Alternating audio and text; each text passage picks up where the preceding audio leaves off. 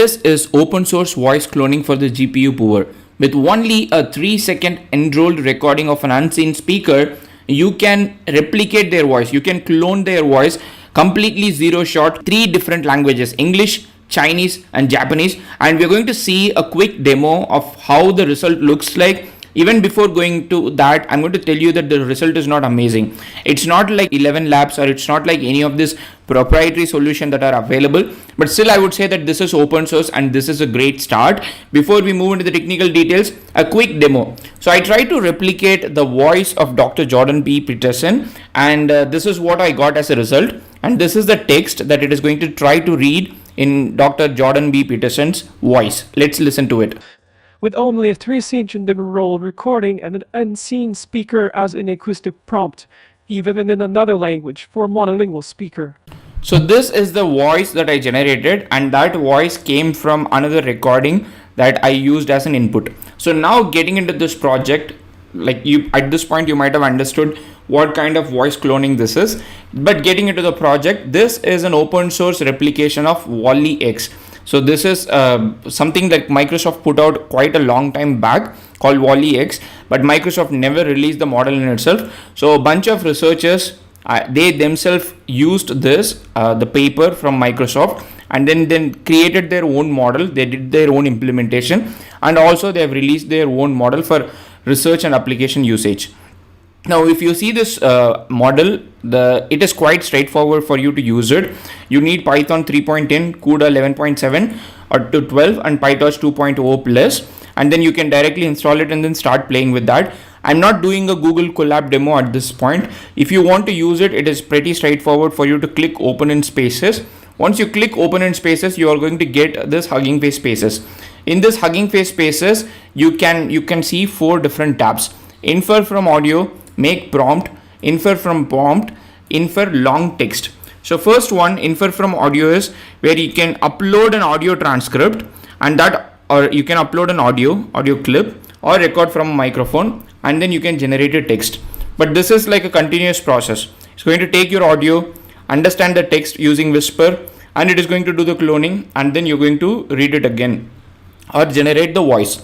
If you were to make this process, accelerate this process, then you can use make prompt, where you can generate an audio prompt with an NPZ file. NPZ file can be later on used to infer from the prompt. So we're going to see each and every method one by one.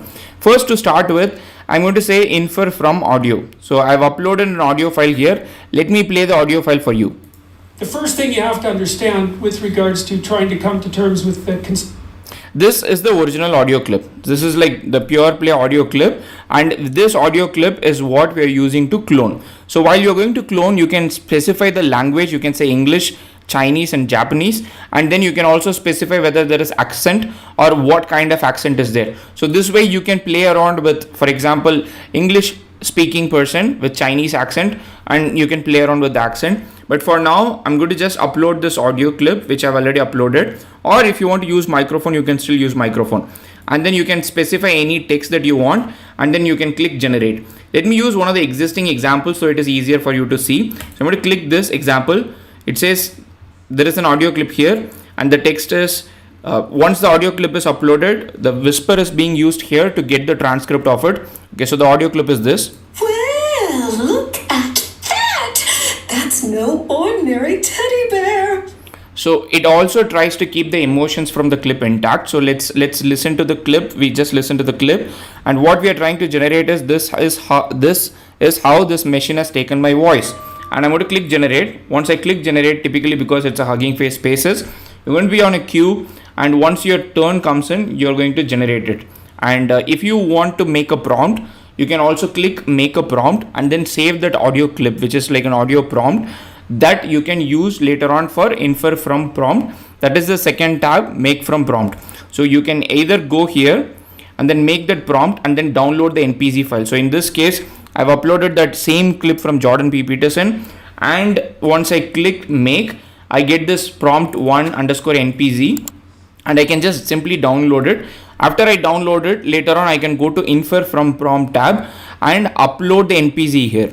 So I can upload the NPZ here and then specify what I want that particular voice speaker has to say, I can just give the text and then click generate, and then it will generate. So we have just given infer from text, infer from audio, that is currently running. Once this is finished, then we'll explore infer from prompt using an NPZ. So the audio clip is ready now, and it correctly identified what the speaker initially said, and now it is giving us the synthesized voice, which would ideally say, this is how this machine has taken my voice. Let's listen to it.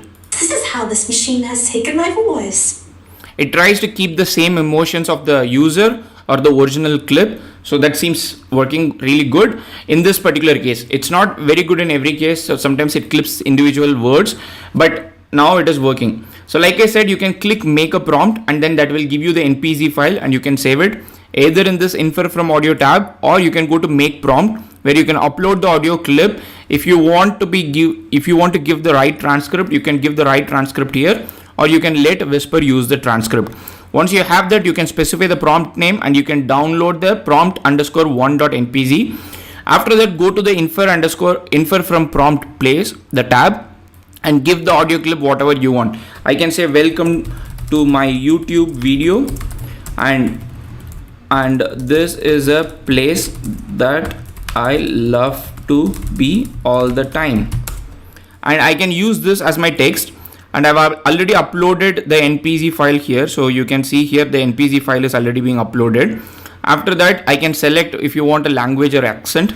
If you don't want, you can leave it. So I can say English, but with let's say Chinese accent, and I can say English as a language. And now I can say generate the audio clip. So now it's going to use the NPZ file that I have already uploaded, which is the audio prompt, and it is going to use this particular text with all these settings that we have given, and then it is going to try to create the audio clip or the cloned audio. The cloned audio is ready. Let's listen to it. Welcome to my YouTube video. The wasted days that I love to be all the time. So this is Dr. Jordan B. Peterson's voice trying to be in a Chinese accent. Again, it's not perfect, but I think this is one of the best that we have got, that does not require you heavy GPU, but also runs quite smoothly. But it requires a lot of fine tuning yet. It's not yet available, but I think the first version is quite amazing. Currently on Hugging Face Spaces, this is running on A10G, but I don't know if you can run it on Collab. So they have a tab to run it on Collab, which I have not tested it yet, but I would definitely love to test it and then see how it goes. Currently, all these three tabs work fine with the smaller text, but if you want a longer text, they have a separate tab for it. You can use the same philosophy, same method, and then upload the audio clip and then start generating. The way long text is processed is currently chunking into several sentences. That also means that it is going to take a long time for you to get the final output.